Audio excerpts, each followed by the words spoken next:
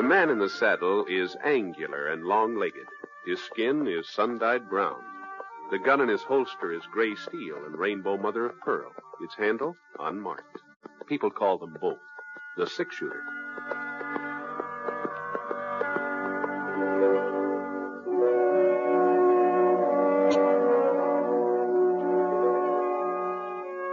James Stewart as the six-shooter, a transcribed series of radio dramas based on the life of Britt Ponset, the Texas plainsman who wandered through the western territories, leaving behind a trail of still-remembered legends.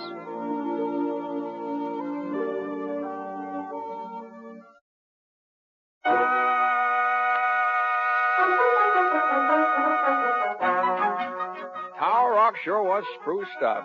Flags on almost every building, a big banner stretched all the way across Main Street, all the way from the roof of the hotel to the top of the Wickford Bank. Franklin County Fair, that's what it said. Prizes, rodeo, free barbecue, Saturday, August 20th, come one, come all. Well, tomorrow would be the 20th. I'd come to town a day earlier and be sure of getting a room. Good thing I did, too. Only one left was on the second floor. The livery stable side of the hotel at that. I put my clean shirt in the dresser drawer and headed downstairs. The clock in the lobby said 3:15. Well, that meant I had time to sort of give Tower Rock a once-over before supper. Thought maybe I'd wander over and see how Kermit and Rome were getting along. But just as I was crossing the street, I saw Rome come out of the front door. Rome! Hey! Hey, Rome! Huh? Oh, Britt. Well. Finally decided to put in an appearance, huh? How are you? I'm fine, Rome. Fine. I was just on my way over to see you. You're not running short of cash, are you, Britt? No. No, this is going to be a social call. Not that I'm flush or anything like that. Coming to town for the fair, huh? Yeah. I haven't been to one since I don't know when. I figured Dad Morgan's cattle would do without me for a few days, so... Well, how are things to you, Ron? Oh, so. Yeah. Bessie, is she all right? Oh, pretty well. Kermit and Thelma? I guess they're all right. You guess? Well, I ain't inquired lately. Well, I better get moving. I told Bessie I'd pick her up at the schoolhouse. She's on the decorating committee. I'll see you later, Brett. Yeah, I'll see you.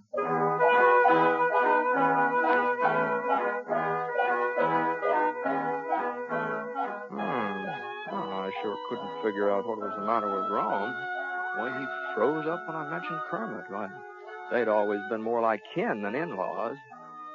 Folks said it sure was lucky for the Wickford girls to marry two fellows who got along so well, especially after Jess Wickford died and left the bank to both his daughters 50-50. Kermit and Rome had turned into first-class bankers, too. The Wickford Bank probably is worth about twice as much now than it was when Jess had run it. Well, hello, Brett. Where'd you come from? Oh, Kermit. Oh, I was just thinking about you. About me? Yeah, well, I ran into Rome a minute ago. I suppose he was shooting off his mouth again. What? Well, no. Well, just don't believe everything you hear, Brett. There's two sides to every story. Remember that. Sure, Kermit. Well, I got to be running along. Thelma's at the schoolhouse waiting for me to fetch her home. Well, you could have saved yourself a trip. Huh? Well, that's where Rome was heading to get Bessie. He could have picked her up Thelma at the same time. Well, you don't think they'd ride in the same buggy, do you? Huh? Well, I'll probably see you at the fair tomorrow. So long. Yeah, sure. So long.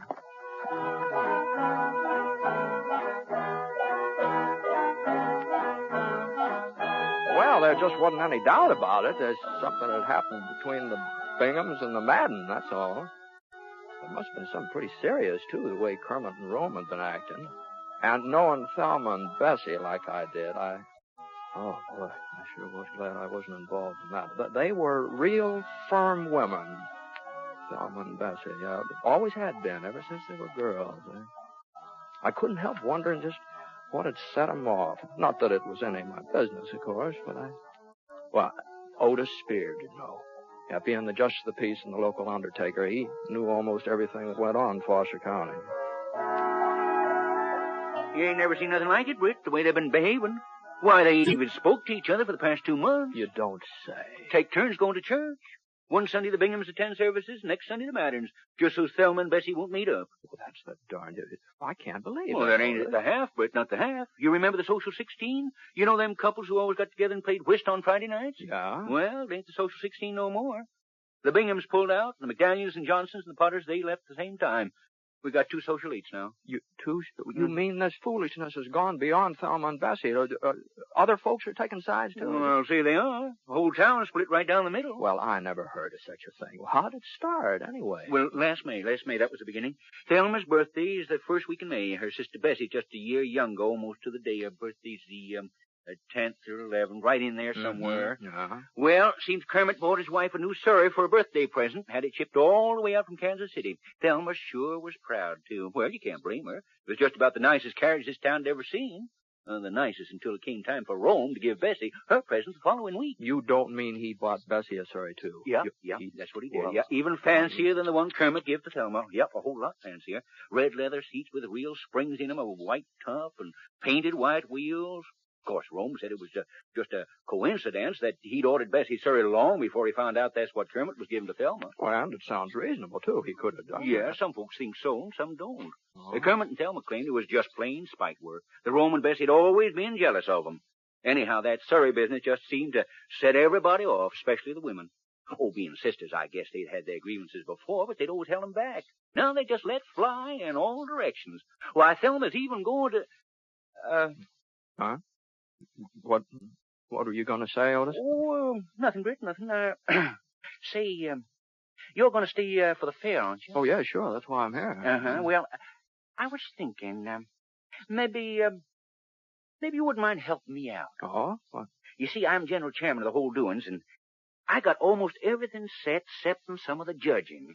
Oh, well, I'm not much of an authority, but I guess I can tell a cow from a horse. Oh, no. We're all fixed up in that department, but the baked goods and preserves and pickles, well, I just haven't been able to find the right person to hand out the blue ribbons there. Oh, well, I don't know anything about cooking, Otis. Well, you know about tasting, don't you? Oh, yeah. Well, that's what you got to do, Britt.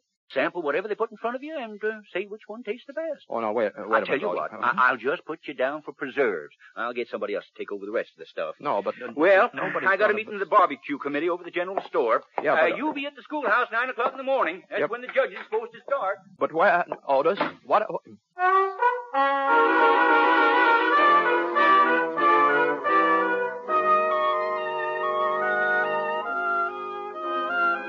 Where's the idea of me giving out blue ribbons for preserves? I couldn't tell peach from grape if it wasn't for the color. Well, the one that they sent me standing here in the funeral parlor worrying about us. So I went back to the hotel to fix up for supper. Yeah? Who is it? Bessie Madden, Britt. Well, just a second. Well, won't you come in, Bessie? Why, thanks. Hey.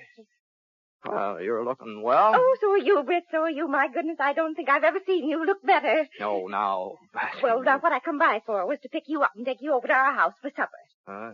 You don't have no other plans, do you? No, I was just going to eat here at the hotel. Oh, you don't think we'd let you eat at the hotel, Britt? Why, you're one of our closest friends, always have been. Well, I don't know why Rome didn't invite you when you met up this afternoon. Guess he just took it for granted that you'd know I'd be expecting you. We're having fried chicken, hot biscuits, some of my strawberry preserves. You do like chicken, don't you, Britt? Oh, sure. Well, what are we waiting for? I've got my Surrey outside, and I'd be glad... Well, excuse me, Bessie. Of course, Britt, of course. Britt! Well, I just heard that you were in Tower Rock, and I wanted to tell you Kermit and I are expecting you for supper. Now, I won't take no for Oh, I thought you were alone. Didn't mean to interrupt anything. You're a little late, Thelma. Britt's having supper with Rome and me. Might have expected you'd pull a stunt like this, Bessie Madden. Trying to bribe him, huh? Bribe ladies. And I suppose you didn't ask him to supper yourself? This is one time you can't lie out of it, Thelma. I heard you with my own voice. There's no reason I shouldn't ask him. Britt's a friend of mine. A friend of yours? You've never put yourself out for him before, not once in your whole life. Bessie. And since when were you so interested in his welfare? Thelma. The minute you found out he was going to be judging the preserves tomorrow, that's when. Preserves? As if I had any cause to try and influence him. My strawberry preserves have won first prize at every county fair for the last 10 years. Yes, But I've never entered against you before. I let you win. But this time it's going to be different. You're just making a fool of yourself, Thelma. You couldn't cook up a strawberry preserve if your life depended on it. Huh? I've got Mama's recipe, too, and don't you forget it. Now, hold and on. all Here, I both have of you. to Now, do hold on. is- Now, just hold on here now. Now, I want to get this straight. Now, both of you have entered your strawberry preserves in the fair tomorrow. I've entered my preserves. Can't speak for her. No, mine'll be there, too. Don't you worry about that. And I'm supposed to judge between them. Is that it? Otis Spears said you'd agreed to do it. That's right. Well, Britt, Just wait till I get my hands on Otis Spears.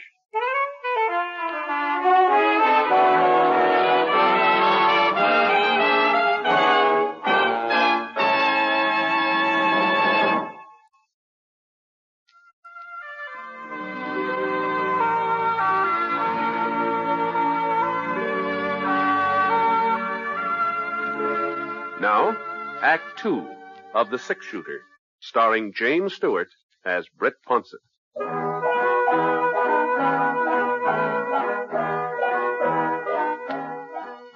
Well, I told Thelma and Bessie that I couldn't have supper with either one of them.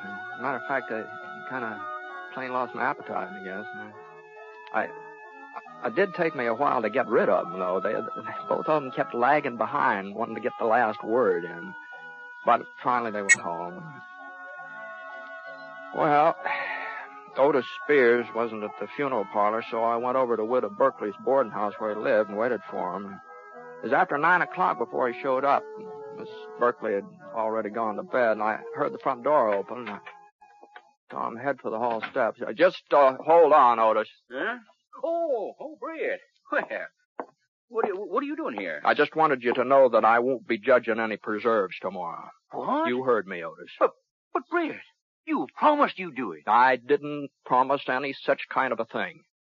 And I don't appreciate your trying to get me in the middle of this feud between Thelma Bingham and Bessie Madden either.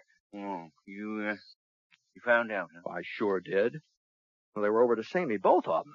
Oh, I never heard such a hen squabble in my whole life. Well, I told you this thing between them was serious. Well, there were a few things you didn't tell me, like the fact that they're both entering strawberry preserves at the doings tomorrow. Well, now, Britt, you don't understand it. I understand, all right.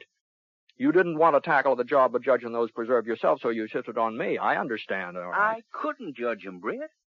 Don't you see? Whichever way I was to choose, I'd make enemies of half the folks in town. My burying business would drop off 50%. Now, Otis. Yeah, but you're an impartial judge, Britt. You ain't taking no sides on this fracas yet. And what's more, I don't intend to, either. Well, of course, that's the way you feel. If you want Thelma and Bessie to go on feuding, and you won't do nothing to stop it. Well, I sure don't see how my judging their preserves would have anything to do with ending their fight. It's this way, Britt. You're the six-shooter. Everybody in Tower Rock likes you and respects you, and they all know you ain't got no axe to grind in this affair, so whatever decision you handed down, they'd have to accept it. Both Thelma and Bessie. Oh, maybe they would, maybe they wouldn't. Oh, they would, all right.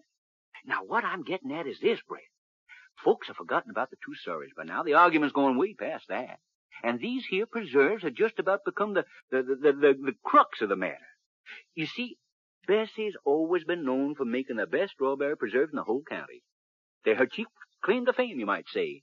Why, she's even took blue ribbons at the state fair. Oh, that's all. And nobody's even thought of entering against her, not for years and years. Not until this year. Yeah, that's right. Uh-huh. Now, if Thelma's preserve should be judged better than Bessie's, well, that'll mean Thelma's beat her on her own ground. Bessie wouldn't have a leg to stand on. She'd just have to admit that Thelma won out, and, well, that might settle the trouble between them. Uh-huh. You think that'd be best, Otis, for Thelma's preserves to win? Well, not necessarily.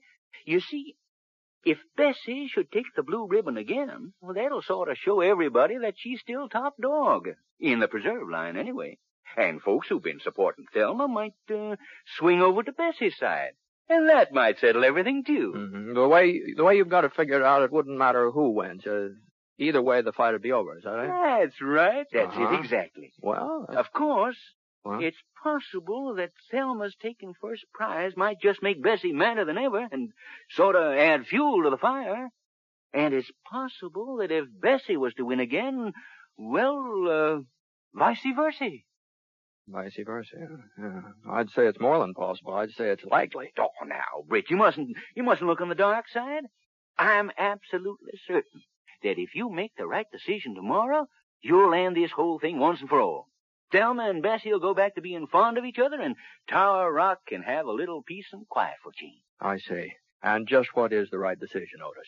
Why, that's easy, Britt. It is, huh? Well, sure. All you have to do is give the blue ribbon to whichever one made the best tasting preserves. You don't think we're running a crooked county fair, do you?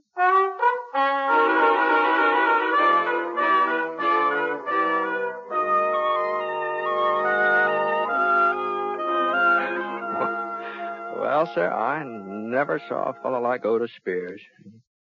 He could talk circles around a Philadelphia lawyer. Well, finally, I saw that if I was going to get any sleep at all that night, I'd just have to give in. But I made up my mind to one thing. I wasn't going to have Thelma or Bessie turning on me, either one of them. I was going to say that their preserves tasted exactly the same and call it a tie. And that way there wouldn't be any harm done, and I'd be leaving things just the way I found them. Of course, I didn't tell Otis what I was planning to do or anything. I just promised that I'd meet him at the schoolhouse in the morning. Good. I knew you'd come around, Britt. When you saw how much I needed you, I knew you couldn't let me down. Well, Otis... I'll walk you to the door. Never mind. I'll find my way out. Night. Night, Britt. See you tomorrow. Yeah. Oh, say... Uh-huh. There was one thing I forgot to tell you. It sort of slipped my mind. Oh, what's that? Well, in case you have any trouble deciding as to whose preserves are the best, well, there couldn't be a tie. There couldn't be. Why not? Oh, you could call it a tie, but that would still mean that Thelma had won. How's that? But don't you see, Brett? If Thelma's strawberry preserves are just as good as Bessie's, well, folks would think that Thelma had been letting her sister win all these years by not contesting with her before. No, a tie would be the same as giving the prize to Thelma. You do see that, don't you? Yes. Sure. Oh, well, so long. So long, Britt. And may the best woman win.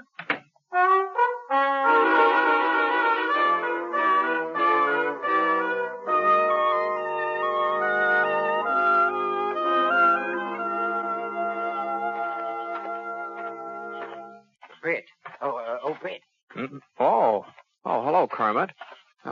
You're up pretty late, aren't you? Yeah, I've been looking for you. For me? Oh. Yeah, well, Britt, I think this quarrel between Thelma and Bessie and between Rome and me and all the rest of it, well, I think it's gone entirely too far. You do? Well, I'm glad to hear you say so. But if Bessie and Rome won't come to their senses, well, they've just got to be taught a lesson. And maybe Thelma's right. Maybe the fair tomorrow is the place to do it. What? Well, at least everybody will be there to see Bessie when she gets her comeuppance. That is, if Thelma's strawberry preserves... Well, what I'm getting at is this. Now, Thelma's just got to win, Britt. If she don't, my life will just be miserable. And Thelma's got a real knack for making me miserable.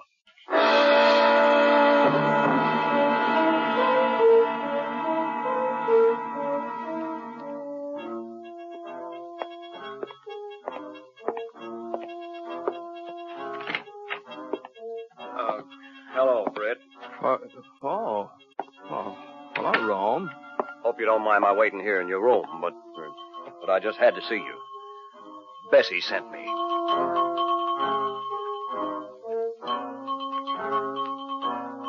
Well, it was the same thing over again from Rome, except that he was a little more forceful than Kermit. After he'd gone, I tried to get some sleep. But all night long, I just kept dreaming about strawberry preserves. Jars and jars of strawberry preserves. Anyway, I finally woke up. It was after 7 o'clock, nearly 3 hours after my usual getting up time. Somehow I didn't feel very rested either. I got dressed and I stopped off at Gravy Gibson's cafe for some breakfast. Not that I could eat very much. Then I started off in the direction of the schoolhouse. The judging was already underway when I got there. And second prize goes to Mrs. Hal Spidle for her devil's food cake. Honorable mention to Mrs. Johnny Seals for her chocolate lair. Honorable mention to Miss Addie Simpson for her sponge. Now, let's see, the next item is, Oh, yes. Preserve. I don't see... Oh, there he is. All right up here, Britt. Right up here. There he is. Excuse me. Beg your pardon. Yeah. Well, folks, I guess you all know Britt Ponset. Well, Britt has been kind enough to volunteer his services in judging the preserve. Now, let's see, I believe there are, only 2 entries. Well, yeah, that's right, 2. Both strawberry. Yeah, quite a coincidence. Yes. Well, the first entry is submitted by Mrs. Bessie Madden. Bessie Madden. And the second entry comes from Mrs. Thelma Bingham. Yes, sister. Now, I'll just unscrew the caps on these jars. What? Hey, goodness gracious. Miss Madden doesn't know her own... Oh, there we are. You can just use a spoon there on the table, Britt. It's clean. All right, if you're ready. Here's the first jar. Mrs. Bessie Madden. Thanks, Otis. Britt, be careful. Oh, golly, I don't know how that happened, Otis. I thought I had a good firm grip on it. I sure am sorry. I'll bet you will. Yeah. Well, folks, seems we had a little accident up here. Mrs. Madden's preserves are kind of divided between the floor and Britt's trousers. I just don't know what we can do under the circumstances. Looks like, we'll have to rule that there's only one entry available for tasting. You just rule no such thing, Otis Spears. I've got another jar of my preserves right out in the hall. Oh, another jar? Bring them along, figuring there might be a slip-up somewhere. I'll be right back. Well, that was sure far-sighted of Bessie, wasn't it, folks? Well, while we're waiting, Britt can go ahead and taste Mrs. Bingham's jar. Here you are, Britt. I'll hold it for you. Just spoon right in. Well,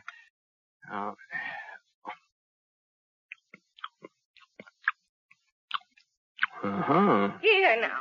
And I'd appreciate it if you'd see that nothing happens to this one, Otis. Don't worry, Bessie. Don't you worry. There. Yeah, that one come off a little easier. All right, Britt. These are Mrs. Madden's. Go right ahead. Well,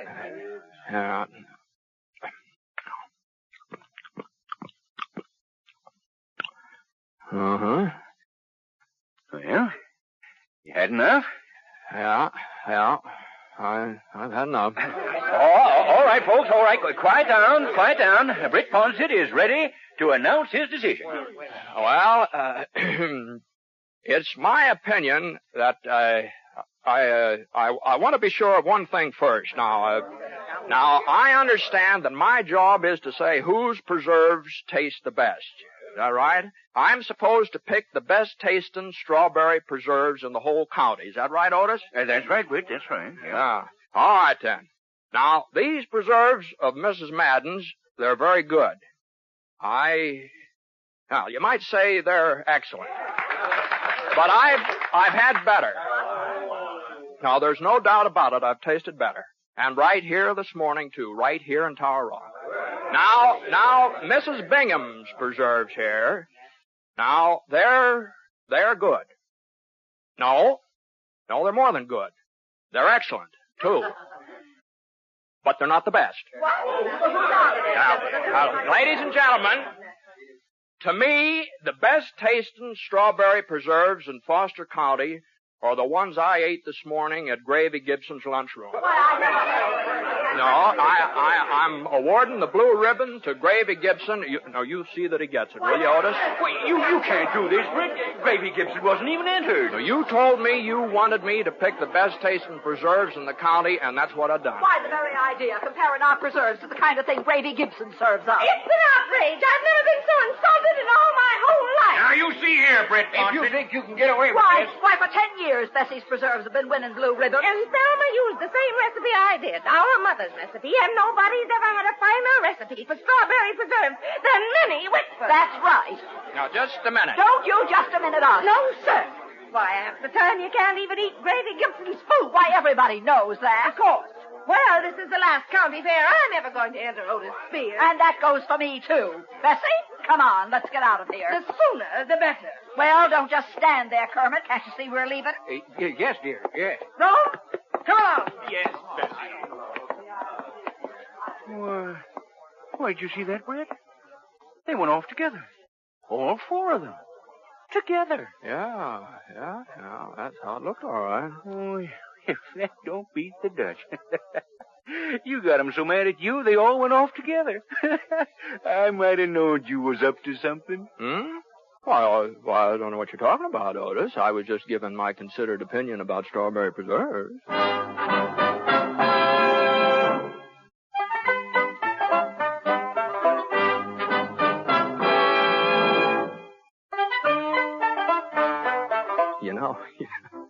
The funny thing about it was it's true what I said. The preserves I'd had and my breakfast toast over Grady Gibson's did taste better than Thelma's or Bessie's. Of course, the fact of the matter was, I really couldn't taste their preserves at all. I just burned the daylights out of my tongue drinking Gravy's coffee. Couldn't taste a thing afterwards. Boy, that was miserable coffee if I ever. The Gravy sure is a terrible cook.